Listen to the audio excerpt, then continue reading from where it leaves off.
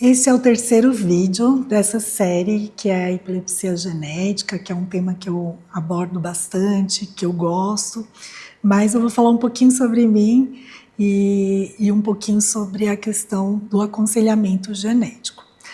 Então, eu não sou geneticista de formação, eu sou neurologista e nós temos os profissionais que são geneticistas e alguns outros que têm a formação tanto de genética ou de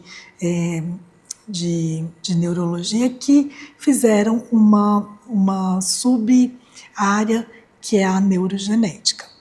Então, nesses casos que a gente precisa de um aconselhamento genético, por exemplo, principalmente para a questão, né, de família, de outros filhos, eu não me sinto muito confortável, né, não me sinto confortável de falar sobre porcentagens, índices para as próximas gerações.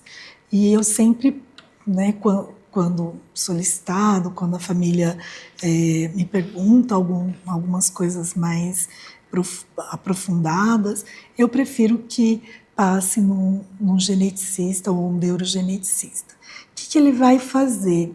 Então, além de estudar aquela variante genética que apareceu naquela pessoa, ele vai estudar quais seriam as consequências, né, de um filho, qual a probabilidade de ter também um outro filho com aquela mesma doença.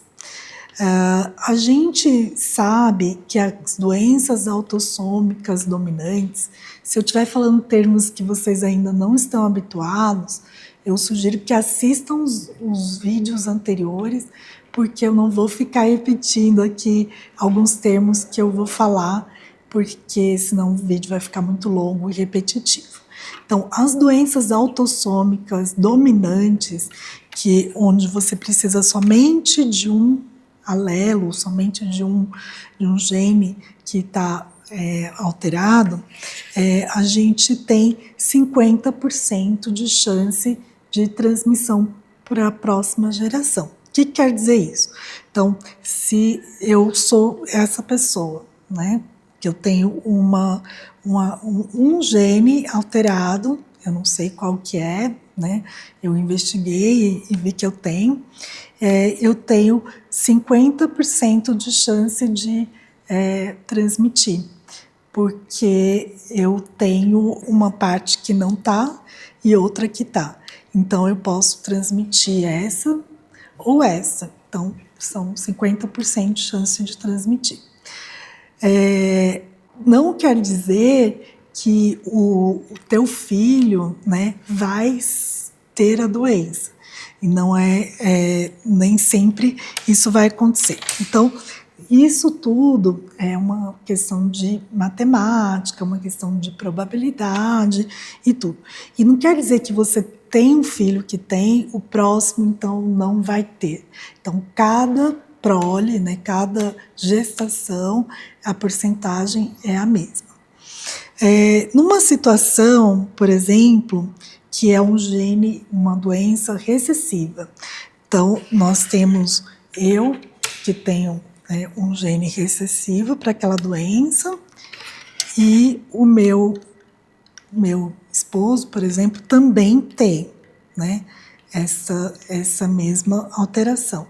Então, por probabilidade, a gente tem 25% de chance de ter um filho com a doença, que é essa doença que ela precisa de ter dois genes alterados.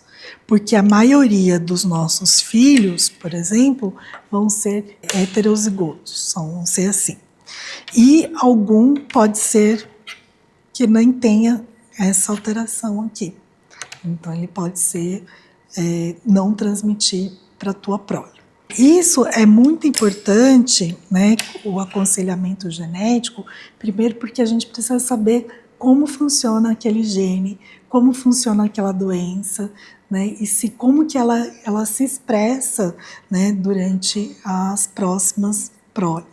Então, a gente tem doenças que são monogênicas, que é um gene apenas, e também temos algumas doenças que a gente chama de CNVs, que são vários genes ou uma parte bastante grande de um cromossomo. Então, por exemplo, um cromossomo, este cromossomo aqui, pode estar, por exemplo, duplicado, né, uma partezinha dele, e você não ter nenhuma manifestação, e o teu filho ter também a mesma alteração.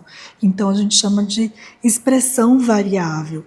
Então, a gente pode ter sintomas mais graves em uma pessoa e as gerações anteriores terem essa alteração e não ter a alteração que foi encontrada, alteração clínica. E isso, para uma família, às vezes é bastante angustiante, porque eles têm um desejo de ter o filho, né, de um outro filho, e que talvez não, né, um desejo de um outro filho que não tenha aquela mutação, aquela alteração, mas que a gente, né, o médico não vai dar certeza, mesmo naqueles casos que o pai e a mãe testaram e que não tem aquela alteração genética, que é o que a gente chama de mosaicismo. Então, tem alguns casos que é o mosaicismo que a gente chama somático, que na maioria das vezes detecta pelo exame, e algumas vezes tem um mosaicismo que a gente chama gonadal, que está somente na gônada, né, no ovário, ou no homem, né, no espermatozoide. E aí, nestes casos, a gente tem uma chance muito pequena, que é de 0,01% de transmitir, mas que a gente também não sabe, não tem certeza. Então, é uma situação que nunca é zero, né? Nunca é 0%, mas que às vezes aquela alteração ela é tão pouco provável que às vezes a família prefere, né, ter outro filho e não ficar olhando somente para aquela possibilidade de ter, mas ele está olhando uns 99,9%. Esse assunto ele não é fácil, né? Até mesmo para os geneticistas tem muitas coisas que estão sendo aprendidas, né? Sendo descobertas, e a gente tem que se aprimorar, tem que ler bastante sobre aquela doença.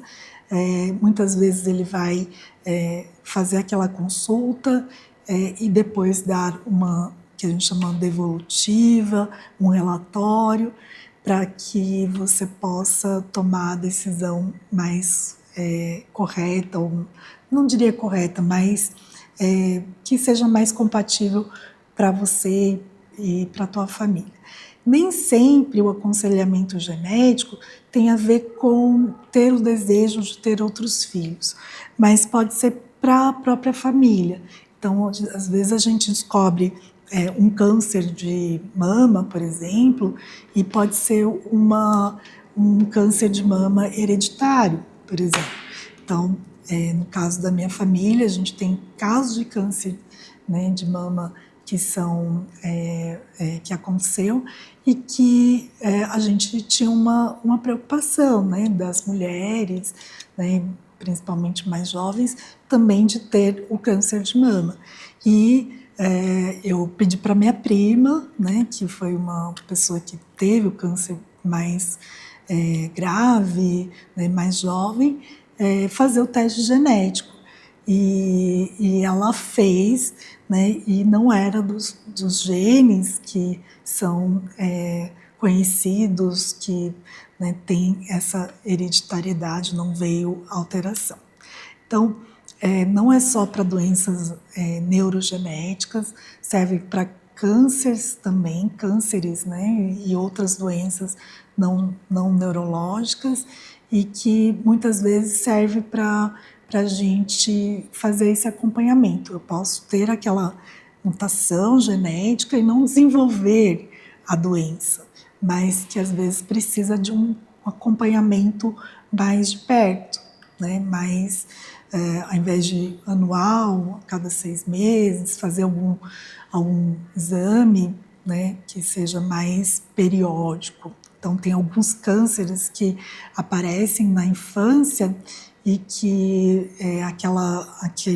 aqueles indivíduos que têm aquela mutação, aquela variação, eles têm que fazer um ultrassom, por exemplo, renal, a cada 3 meses, a cada 6 meses, que vai detectar, né, alguma doença o mais precoce possível.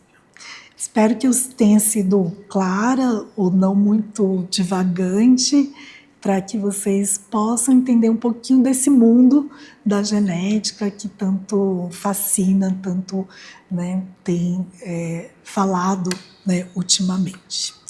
No próximo vídeo eu vou falar sobre algumas questões genéticas também que auxiliam no tratamento.